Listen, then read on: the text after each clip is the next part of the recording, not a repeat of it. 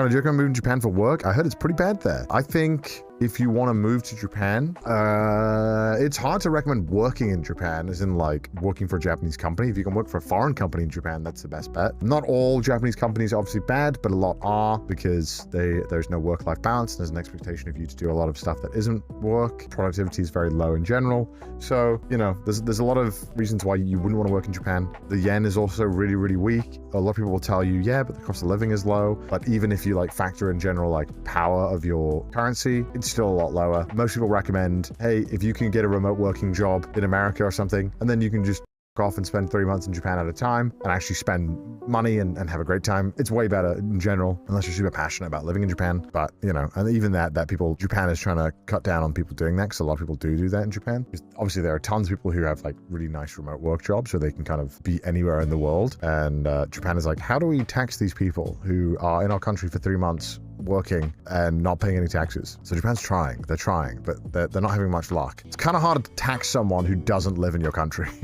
That's illegal on a tourist visa. Yeah, there's a digital nomad visa. It is illegal, but a lot of people do it.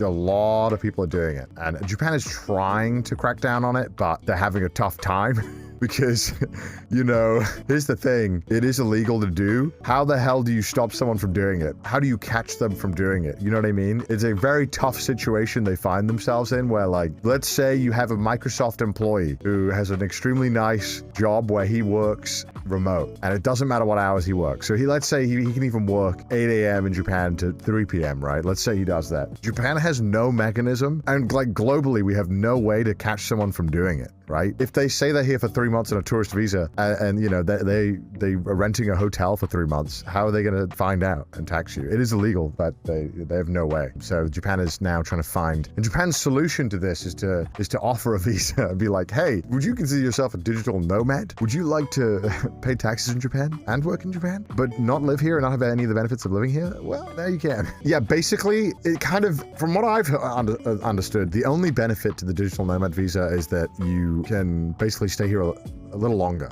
But other than that, that's pretty much the only benefit, because you only get to stay, I think, 6 months, I think, if I'm not mistaken. Could be wrong. Please don't fact check me. And don't take any of this as like gospel. Please do your own research and ask an immigration lawyer. I think it's 6 months. You don't get a residence card, which is kind of the main thing you need to unlock everything about living here. So you kind of don't get any of the benefit that you would get from an actual visa. And the other fun thing, the other benefit you get is that you get the benefit of paying taxes, which, you know, if you're like an American citizen, for example, you're already having to pay tax even if you don't live in America, which I'm sure maybe a lot of Americans who never leave America don't know about this. Probably. But America is, I think, one of 2 countries, or one of very, very few countries in the world that requires citizens to pay taxes in America, even if you don't live there. I think North Korea is one of the other countries. I don't know which of the other countries that do it. Canada does that too. Really? Canada? I don't think Canada does. No? Really? Yeah, because like when I left the UK, for example, you know, I had to file a form. I had to file a form and say,